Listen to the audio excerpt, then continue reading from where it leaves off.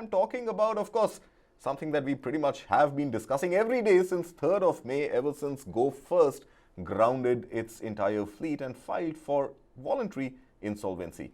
Go First is inching one step closer to the runway every day, and it now finds itself in a beautiful situation where the Delhi High Court, no less, has come to its rescue and the rescue of the lessors, asking DGCA, in fact, directing DGCA and the airports across India to open the gates, open the hangars for the lessors to come and inspect the aircraft. And this also comes at a time when Pratt & Whitney, the engine maker, the engines that were faulty that led to the grounding of Go First, have now given apparently their unwavered commitment to not just provide new engines but also service the existing faulty engines. All this is timing really well, and it seems every day we are moving one step closer to the Go First fleet of aircraft, from the hangar to the taxiway, all the way to the runway, and hopefully to the skies soon, Krishna. Well, to take the things back, as you rightly pointed out, the technical reason given by Go First when it went off skies was the fact that there was not enough quality engines and servicing of engines available. That was the fundamental reason, so to speak, apart from other issues that Go First was facing. So if that was the fundamental issue, and a world-class, world-renowned Amit knows all about Pratt & Whitney. Pratt & Whitney engines, ladies and gentlemen, is one of the main aviation engines. It's like equivalent of what ATF fuel is to aircraft. The engine, you talk about a famous brand like Rolls-Royce, which once upon a time used aircraft engines.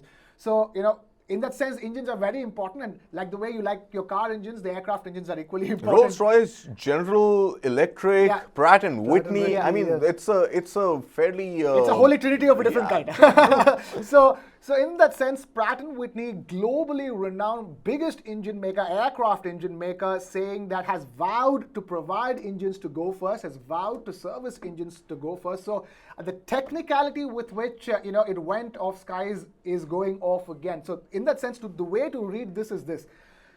As we speak, there's an inspection of Go First aircraft that's taking place in Bombay today. That's the DGCA audit you're talking about. Right, the DGCA audit, the inspection, the Directorate General of Civil Aviation of India has given the go-ahead for an audit. In fact, it's doing the audit. So there are two audits that are taking place immediately. One is the one in Mumbai, where Go First facilities and Go First aircraft are being inspected. And then, of course, Delhi. And as Karthik was telling you, guys, Delhi High Court has given the go-ahead for that inspection into Go First facilities in Delhi.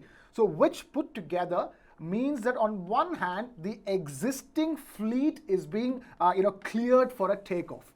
On the other hand, for the future maintenance of this existing fleet and to add to this fleet and to make sure the engines of the existing fleet remain fresh and new and perfect in condition, we have Pratt & Whitney agreeing to not just provide engines but also service those engines. Very, very important.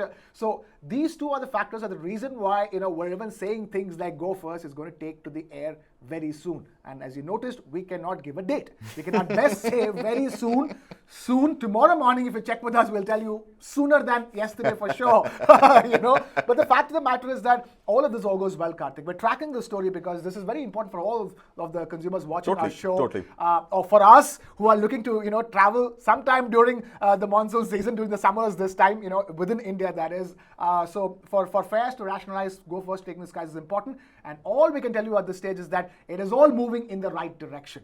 Lovely. If you had asked us 2 weeks ago, when there were issues about other creditors claiming that why did Go First go into insolvency with without having paid our dues, etc., those confusions seem to be going away, Karthik. That's why actually those confusions still remain, but I think the statement from Pratt & Whitney has made it clear that it is committing to service these engines. With a commitment back from Go First that once flight operations resume, the cash flow that comes from these operations will be used to settle the dues to Pratt & Whitney. So I think that is number one. Number two, I think that is not going to be enough. It's going to be a couple of months. Remember, it's been 2 months already, and God knows how much longer until revenue from operations continues or restarts for Go First. Right. But until then, this interim infusion of 400 to 500 crore rupees, there are multiple figures doing the rounds, 425, 450 crores. But this roughly 400 to 500 crore rupees of interim funding that will come from lenders would also be used, I'm hoping, to repay whatever dues Go First has, because it has a fairly large loan book as well. The only point I was trying to make was, Karthik, was that all these issues should not stop the process of Go First taking to the skies. Yeah. So there has been no stoppage. There was a possibility that this could be an obstacle because the NCLAT was supposed to take it up as well. So there was a possibility that all of this could sort of hobble, Go First's journey to the skies. But looks like that journey is continuing. We're only moving further closer to Go First taking to the skies, and that to me is an extremely positive sign, Karthik. Lovely.